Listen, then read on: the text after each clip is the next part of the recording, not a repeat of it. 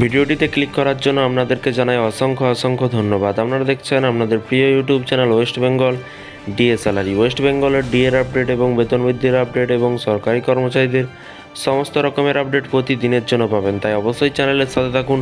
চ্যানেলটিকে সাবস্ক্রাইব করে পাশে থাকা বেল আইকনটিতে প্রেস করে রাখুন পরবর্তী লেটেস্ট আপডেট পাওয়ার জন্য। হাইকোর্টের রায়ে কিন্তু চাকরিহারা 25,753 জন। এবার কিন্তু নিয়োগ নিয়ে বিরাট নির্দেশ আদালতে। কাদের কপাল খুললো চলুন এক নজরে দেখে নেওয়া যাক। তাহলে কি চাকরি ফেরত পাচ্ছেন? তো বিভিন্ন রকম কোশ্চেন কিন্তু আছে আপনাদের মনের মধ্যে। ইতিমধ্যে গত সপ্তাহে প্রথম দিনে এসএসসি নিয়োগ দুর্নীতি মামলায় নজিরবিহীন এক রায় দিয়েছে কলকাতা হাইকোর্ট। কলমের এক ছোঁয়ায় চাকরি হারিয়েছে প্রায় 25,753 জন। বাতিল করা হয়েছে 2016 সালের সম্পূর্ণ প্যানেল। তবে এবার নিয়োগ নিয়ে একটি বিরাট নির্দেশ দিল আদালত। শীর্ষ 26 বছরের টানাপোড়ার শেষে কিন্তু আইসিডিএস সুপারভাইজার নিয়োগের জট খুলল। মামলা বয়ান অনুযায়ী কিন্তু 1998 সালে আইসিডিএস সুপারভাইজার পদে কিন্তু সর্বশেষ নিয়োগ হয়। এরপর 2019 সালে ফের শুরু হয় নিয়োগ প্রক্রিয়া। মোট 3,458টি পদে কিন্তু নিয়োগের বিজ্ঞপ্তি প্রকাশ করা হয়। এইদিকে 2015 সালে কিন্তু 15ই সেপ্টেম্বর কেন্দ্রীয় সরকারের নির্দেশনামায় স্পষ্ট করে উল্লেখ রয়েছে যে সম্পূর্ণ শূন্য পদে 50% পদে কিন্তু অঙ্গনওয়াড়ি কর্মীদের থেকে পদোন্নতির ভিত্তিতে নিয়োগ করতে হবে। এবং এর পাশাপাশি দেখুন বলা যায়, তবে অভিযোগ উঠছে 3,458টি শূন্য পদের মধ্যে কিন্তু মাত্র 422টি শূন্য পদ রেখে বাকি পদগুলিতে সরাসরি নিয়োগের প্রক্রিয়া শুরু করে দেওয়া হয়। রাজ্য সরকারের এই নিয়োগ বিজ্ঞপ্তিতে চ্যালেঞ্জ করে কয়েকজন অঙ্গনওয়াড়ি কর্মী উচ্চ আদালতে দ্বারস্থ হন। গত বছর 19 সেপ্টেম্বর বিচারপতি লোপিতা বন্দ্যোপাধ্যায় এবং প্রেক্ষিতে রাজ্য সরকারকে 50% শূন্য পদের অঙ্গনওয়াড়ি কর্মী থেকে প্রমোশনের ভিত্তিতে নিয়োগের নির্দেশ দেন। তবে অভিযোগ বিচারপতি সেই নির্দেশ না মেনে কিন্তু নিয়োগ প্রক্রিয়া বহাল রাখে কিন্তু রাজ্য সরকার। এইদিকে অঙ্গনওয়াড়ি কর্মীদের পদোন্নতির ভিত্তিতে কিন্তু সুপারভাইজার পদে নিয়োগের জন্য একটি পরীক্ষা হয়।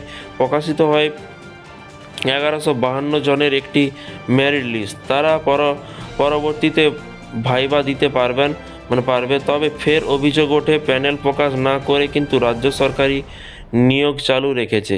সেই কারণে মেধা তালিকার নাম থাকা 200 জন অঙ্গনওয়াড়ি কর্মী ফের উচ্চ আদালতে দ্বারস্থ হন।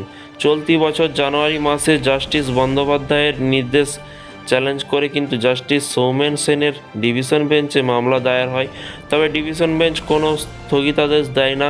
এরপর 30 জন মামলাকারী আইনজীবী আশিস কুমার চৌধুরী জাস্টিস রাজাশেখর মান্থার এজলাসে জানান যে কেন্দ্রের নির্দেশ অনুযায়ী কিন্তু 50% শূন্য পদ অঙ্গনওয়াড়ি কর্মীদের থেকে পদোন্নতির ভিত্তিতে নিয়োগ করতে হবে। হাইকোর্টে এই মর্মে কিন্তু নির্দেশ দিলেও কিন্তু তা মানা হয়নি, যা কিনা বেআইনি। এবং 50% শূন্য পদে যাতে অঙ্গনওয়াড়ি কর্মীদের মধ্যে থেকে নিয়োগ করা হয় সেই অনুযায়ী কিন্তু আদালতে নির্দেশ দেওয়া আর্জি জানান তিনি। এর পাশাপাশি দেখুন বলা হয়েছে, সবটা শোনার পরে জাস্টিস মান্থা বলেন বিচারপতি বন্দ্যোপাধ্যায়ের নির্দেশের উপর যেহেতু কোনো স্থগিতাদেশ দেওয়া হয়নি, সেই কারণে পিএসসি এবং রাজ্য সরকারকে 50% শূন্য পদে অঙ্গনওয়াড়ি কর্মীদের থেকে পদোন্নতির ভিত্তিতে নিতে হয়। অর্থাৎ 3,458টি শূন্য পদের মধ্যে কিন্তু 1729টি পদে অঙ্গনওয়াড়ি কর্মীদের মধ্য থেকেই পদোন্নতির ভিত্তিতে নিয়োগ করতে হয়। গত কিন্তু 12ই এপ্রিল সরকারের তরফ থেকে যে 409 জনের প্রাথমিক তালিকা প্রকাশিত হয়েছে, সেই অনুযায়ী কিন্তু সরকারের নিয়োগ চালিয়ে যেতে পারবে। তবে বাকি 1152 পদের অঙ্গনওয়াড়ি কর্মীদের থেকেও কিন্তু নিয়োগ করতে হবে। পাশাপাশি নিয়োগ প্রক্রিয়া এই বিষয়ে যেহেতু ডিভিশন বেঞ্চে বিচারাধীন, সেই কারণে কিন্তু আগামী 6 সপ্তাহের মধ্যে কিন্তু রাজ্য সরকারকে হলফনামা দেওয়ার নির্দেশও কিন্তু দিয়েছে বিচারপতি।